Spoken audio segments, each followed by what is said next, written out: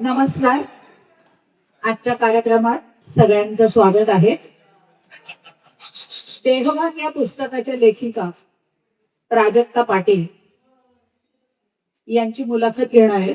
मी स्मिता मिलिंद, वेलरोड प्रकाशन टीमची एक मेंबर. नमस्कार प्राजक्ता ताई. नमस्कार. हे पुस्तक लिहिण्याची प्रेरणा तुम्हाला कशी मिळाली?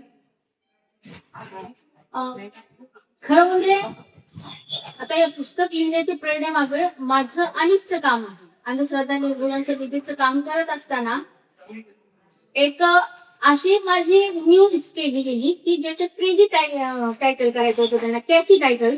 तर त्यांनी काय केलं की भानामध्ये काढणारी महिला असं टायटल दिलं आणि नंतर माझा व्हिडिओ की ते कसं खोटांगाय वगैरे सांगणार.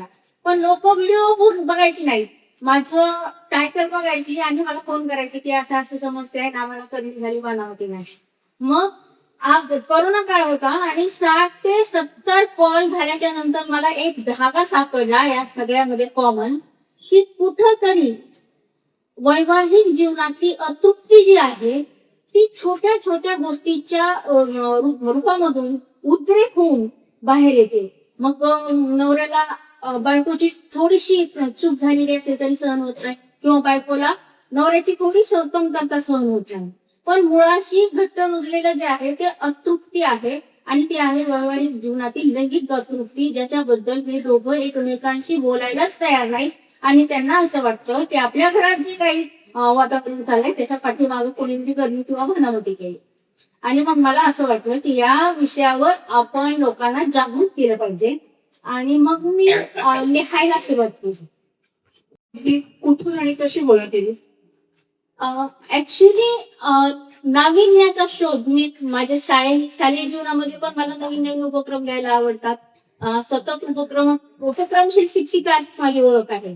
आणि त्यामुळे मला एक असं वाटायचं की नाही, हे काही नाही, याच्यापेक्षा अजून काहीतरी वेगळं आहे.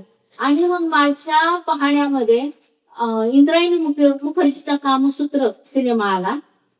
त्याच्यानंतर मला जाणवलं की एक आपल्याला स्वर्ग बसलाय. आणि त्यानंतर मी वात्सायनाचं पुस्तक वाचलं, कामसूत्र.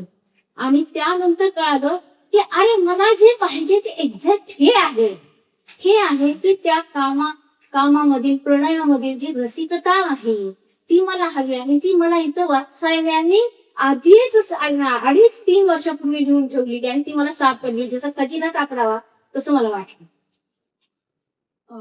या वेगळ्या विषयावर पुस्तक लिहिताना तुम्हाला कुठली कुठली आव्हानं समोर आली?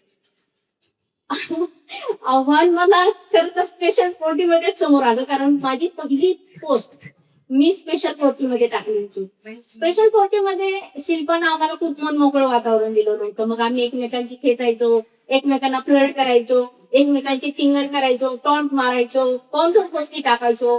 आणि त्याच्यातून त्या मोकळ्या वातावरणातून मला कुठेतरी विश्वास वाटला की मी माझी पोस्ट टाकावी. आणि ती टाकलेली माझी पहिली पोस्ट स्पेशल 40 मध्ये फोर प्ले ची पोस्ट टाकली. आणि तिथं एवढ्या काउंटर पोस्टी पडल्या मला, माझ्या बाजूनं आणि माझ्या विरोधात असं वातावरण तिथं निर्माण झालं की बस म्हणजे ऍडमिनला कॉमेंट ऑफ करून ठेवावं लागल्या, एवढी कॉन्ट्रोवर्सी चालली होती. मग लोकांनी शोध घेतला. त्यावेळेस माझ्या टिपीला रेखाचा फोटो होता. मग ते म्हणाले की बाईच नसेल, ती स्पष्ट कशी काय लिहू शकते लैंगिक विषयावर. मग त्यांनी शोध घेतल्यानंतर मी ह्या विषयावर आधीच एक व्हिडिओ केलेला होता मागं. मग त्यांना कळलं ही बाईच आहे. मग म्हणजे हिच्या नवऱ्याला तरी माहिती नसेल. मग माझ्या नवऱ्याचा मोबाईल नंबर शोधून काढला लोकांनी. म्हणजे लोक काय करू शकतात. त्यांना विचारलं तुमची बायको अशी उठठेव करते, तुम्हाला माहितीये का? पण ऍक्च्युली मी माझी प्रत्येक पोस्ट मी आधी माझ्या मिस्टरांना टाकत असते. त्यांना बघते बघा कशी झाली, त्याच्यात काही दुरुस्ती आहे का, आणि मग ते मला सुचवतात आणि मग मी फेसबुकवर टाकते. ते लोकांना माहित नाही, नंतर माहिती नाही. म्हणजे तुम्हाला घरातून बराच सपोर्ट मिळालेला आहे. हा. आता हे पुस्तक लिहिताना तुम्हाला कोणाची विशेष मदत, मार्गदर्शन मिळाले? हो. सगळ्यात महत्वाचं म्हणजे माझ्या मिस्टरांचं तर आहे. समजा मला माझ्या मुलांची मदत झाली. आणि होतं की जेनजीच्या डोक्यात काय चाललंय, त्यांच्या कॉलेजमध्ये काय चाललंय, कॉलेजमधली मुलं सेक्स या विषयावर काय विचार करतात आणि त्यांचं काय चालू. तर तेव्हा अगदी मी सुद्धा सुरुवातच केली नव्हती. मला जिंदगीचं काय चाललंय माहिती नव्हतं. तेव्हा मला धक्क्यावर धक्के बसले आणि ते धक्के मी माझ्या पुस्तकात मांडलेले. बबल रिलेशनशिप म्हणजे अल्पावधीसाठी, नॅनो रिलेशनशिप अजून थोड्या अल्पावधीसाठी. म्हणजे मी उन्हाळ्याच्या सुट्टीसाठी मला एक गर्लफ्रेंड हवं, नॅनो रिलेशनशिपचा. किंवा मी आता दिवाळीच्या सुट्टीवर आहे आणि मला एक गर्लफ्रेंड हवी मला फिरण्यासाठी. किंवा मला टूरला जायचंय आणि मला माझ्यासोबत एक गर्लफ्रेंड हवी. हे अशी नॅनो रिलेशनशिप.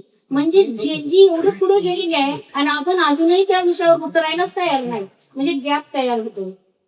तर मला माझ्या मुलांची मदत झाली आणि माझ्या मैत्रिणी ज्या आहेत त्या मी पोस्ट लिहित असताना, मी पहिली पोस्ट लिहिली की दुसऱ्या पोस्टला त्या प्रपोज विषय द्यायच्या. मला सगळ्यांना मी पोस्ट लिहित असताना असं वाटायचं की मी या विषयावर लिहिते म्हणजे मला जेंट्स लोकांचे कॉल मेसेज जास्त येते.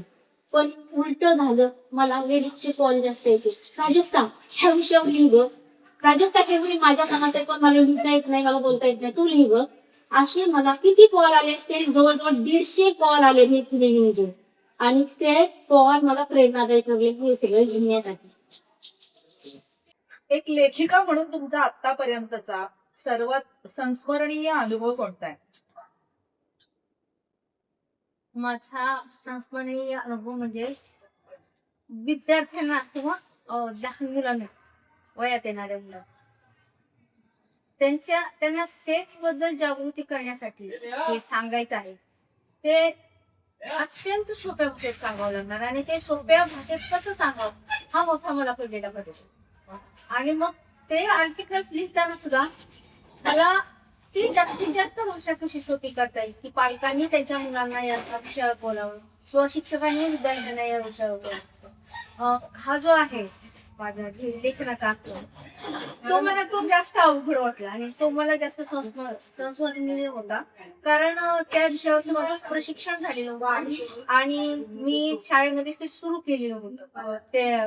तर त्यानंतर काय झालं, मी जेव्हा त्यांना सेक्स एज्युकेशन देत होते शाळेमध्ये त्यावेळेला एका मुलीनं घरी आई वडिलांना न सांगितलेली गोष्ट मला सांगितली की त्यांचं बांधकाम सुरू होतं आणि तिने सांगितलं की मॅडम मला तो मिस्त्री आहे ना डोळा मास्क, मग तू घरी का सांगत नाहीस? तर ते म्हणाले की घरी जर सांगितलं तर मला अशी भीती वाटते की माझे आई वडील माझं शिक्षण बंद करतील किंवा मला शाळेतच जाऊ नको म्हणतील किंवा मलाच रागवतील, त्यामुळे मी आईला सांगायला झाले पाहिजे. मी भेटलं तर मी म्हणलं तू असं करू नको, घाबरू नकोस, मी आहे तुझ्यासोबत, मी सांगते तुझ्या आई वडिलांना किंवा तू सांग, मी खात्री घेते की तुझं शिक्षण बंद होणार नाही, मी तुझ्या आई वडिलांना समजावून सांगते. मग अशा तऱ्हेने जेव्हा आपण त्यांना सोप्या भाषेत सांगायला सुरुवात करतो तेव्हा मुलं टिकतात.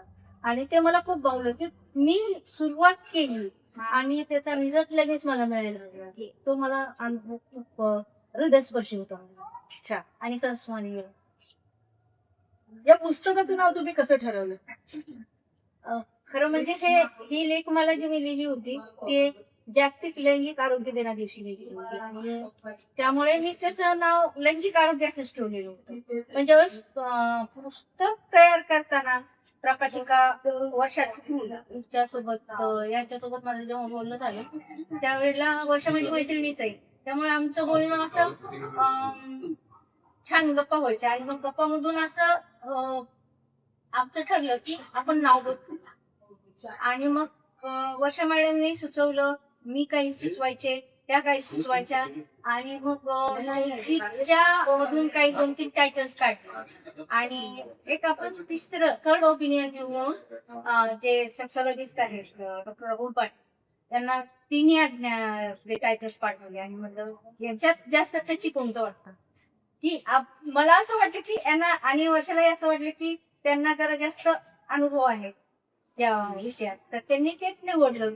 त्या 3 पैकी एक सिलेक्ट त्यांनी ते केलं आणि ते खरं तर आमच्या दोघीही तेच आवडलेलं होतं आणि लोकांनी त्या शीर्षकाचं कौतुक.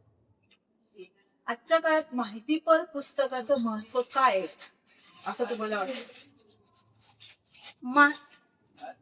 बरेच अशा कथा असतात, कादंबऱ्या असतात, अनुभवपर लेखन असतं, पण माहितीपर लेखन जे आहे ते खरोखरच जीवनात उपयोगाला येतं. कारण अनुभव प्रत्येकाचे वेगळे असतात पण माहिती असते जी ठराविक ती प्रत्येकासाठी सारखीच लागू, म्हणजे त्याची विश्वासार्हता जास्त असते आपल्या कादंबरी कथा याच्यात.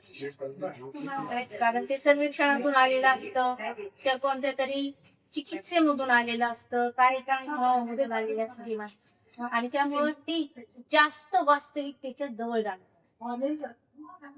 वेल्वेट पब्लिकेशन कविशा बरोबर काम करताना तुम्हाला अनुभव कसा आहे? मला खूप छान अनुभव आला. एकतर वेल्वेट कविशा पब्लिकेशनच्या प्रकाशिका वर्षा टुकरुल मॅडम, एकतर त्यांनी नुकतंच एक मोठा कार्यक्रम केला World होता, record. जे की वर्ल्ड रेकॉर्ड केलेलं होतं. 50 पुस्तकांचं प्रकाशन एकाच दिवशी. एकतर मला त्या स्वतः पण लेखिका असल्यामुळे मला त्यांचं लेखन आवडत होतं. त्यांचं ते विरोधी लेखन खूप भावायचं आणि खूप म्हणजे महिलांना खूप आवडायचं ते. आणि अशा लेखिकेशी मला आता तिच्या मार्फत माझं पुस्तक प्रकाशित होणार हा एक मला वेगळाच आनंद होता. आणि हे पुस्तक प्रकाशन करत असताना मला असं वाटत होतं की माझ्यापेक्षा अगदी प्रकाशिकेनं जास्त त्याच्यामध्ये पडते. म्हणजे खूप अगदी एखाद्या मी तरी थोडीशी आयडिया करायचे, हा ठीक आहे मी देते माहिती, पण प्रकाशिका आमची वर्षात एवढी सिन्सिअर होती प्रत्येक गोष्टीच्या बाबतीत की माझ्याकडून तिला कळायच्या गोष्टी तिनं करूनच घेतल्या माझ्या पाठीला. आणि त्यामुळं एवढं छान वाटत होतं की अगदी मी इथं येईपर्यंत प्रकाशनाच्या ठिकाणी येईपर्यंत करायची, आलीस का, कुठपर्यंत आली, निघालीस का, मग पोहोचलीस का, नाश्ता केला का, अगदी माझ्या पुस्तकाचं मी तर तिला असं म्हणायचंय की मला असं वाटायला लागलंय की हे पुस्तक प्रकाशन म्हणजे एक काय म्हणायचं डिलिव्हरी केल्यासारखं वाटायला बाळांकन. म्हणजे जसं पहिलं आपण त्याच तसं ती सुईन जशी काळजी घेते त्या बाळांची आणि बाळाची, तशी आमचं पब्लिकेशन माझी आणि माझ्या पुस्तकाची काळजी घेत होतं. त्यामुळे मला इतकं छान वाटत होतं, खूपच सुंदर. छान वाटलं तुम्हाला आणि तुमच्या हटके विषयावरच्या पुस्तकासाठी तुम्हाला खूप खूप शुभेच्छा आणि तुमचं खूप अभिनंदन. अशीच तुमची उत्तरोत्तर पुस्तकं येत राहो, वाचकांना वाचायला मिळो, त्यातून माहिती मिळो आणि त्यांचं ज्ञान वृद्धिंगत हो, असं बोलू मी वेल्वेट कविशा पब्लिकेशन तर्फे तुमचे आभार मानते आणि तुम्हाला शुभेच्छा देते.